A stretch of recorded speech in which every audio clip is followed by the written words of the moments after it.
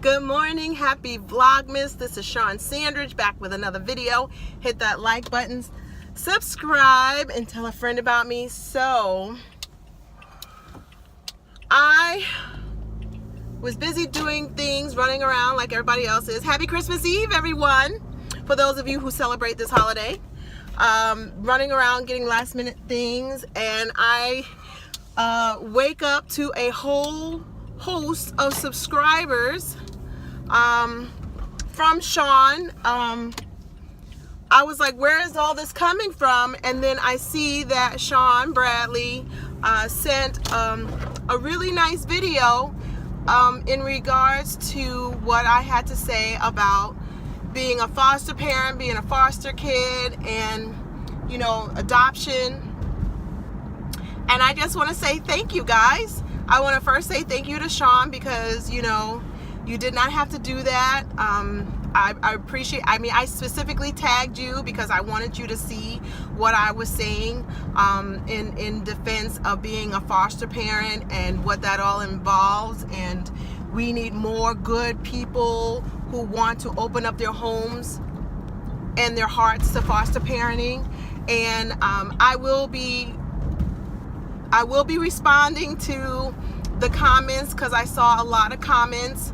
And I do believe that starting the conversation about things that we don't necessarily address overall in communities, but specifically in the Black communities, because Black kids get overlooked, older kids get overlooked. And when I mean older kids, I mean kids under 5 and under.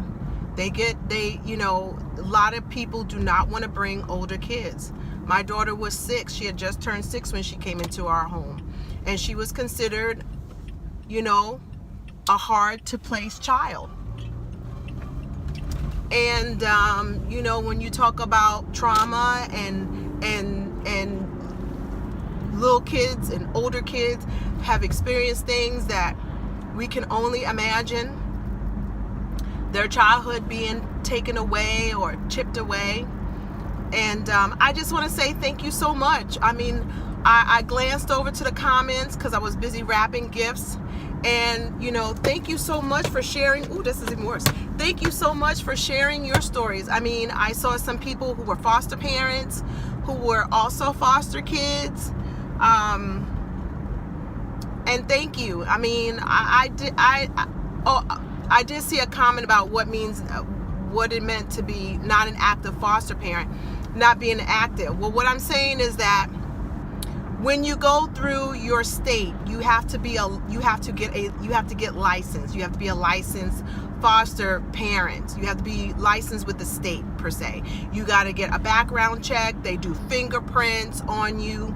So you're licensed with the state. So and what I'm saying is I went and, you get all the certification and all that stuff. You have so many hours of education that you have to take every year. It's not like an actual license like we see in, saying getting a realtor's license or a barber license, but you essentially are licensed with the state. Every state's different, so I can't speak on other states. But when you are with a foster care agency, you are required to have so many hours of training every year, and you have to renew that. So after my daughter was adopted, I did not renew getting the hours with the agency. So then I stopped being a foster parent. But up until she was adopted, which was 6 years, I was a foster parent taking in kids mainly through respite. I didn't take any other children on full time because I had 3 kids total in my home.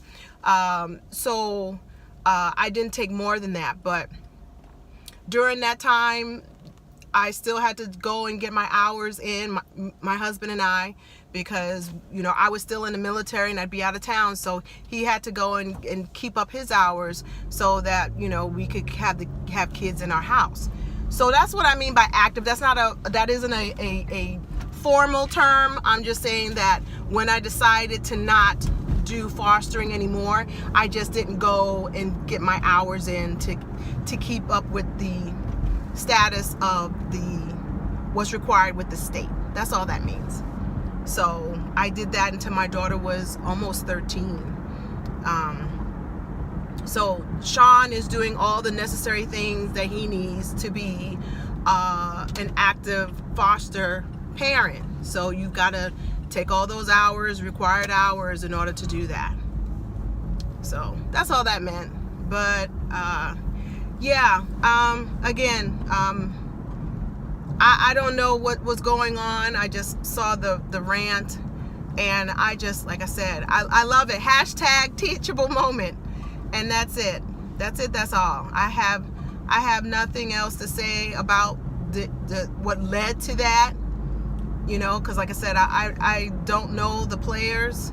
I've been trying to get this Vlogmas done, so I don't know. I know there's stuff going on all the time, and I'm not interested in that. When I saw about the foster parenting, and hey, I got my own platform, so you know, we're all collaborating, right?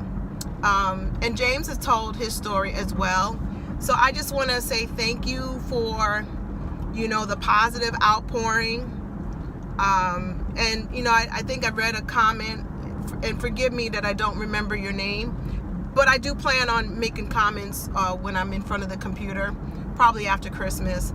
Someone was saying something about Sean and talking about sex and stuff. And listen, I don't get into YouTubers how they do their platform, because I run mine my way and everybody runs their way. But to answer that, you know, I don't think talking about sex and all that stuff is any different than Candy Burns, what she does with, you know, Candy Coated Nights, and she sells adult toys.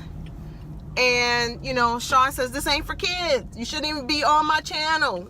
This ain't for kids.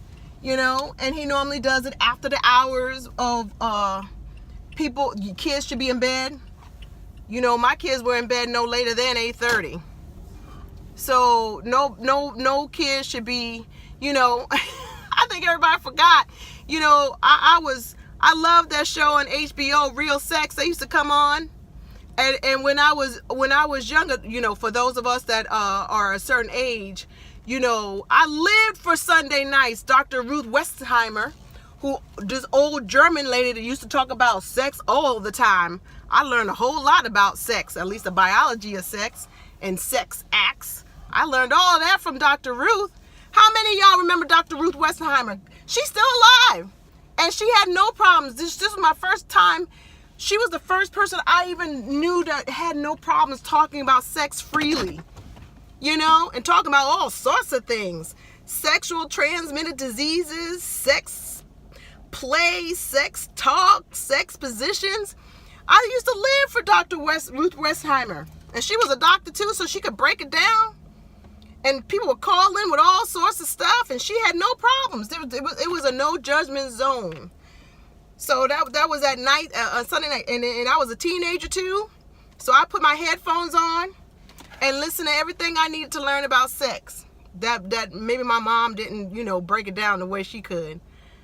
So, I mean, we all have to be responsible.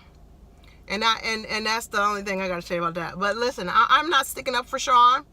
Sean is well equipped to handle anything that goes on his platform. So, that's on that. But yeah, I mean, we done forgot about Real Sex on HBO. Dr. Ruth Westheimer.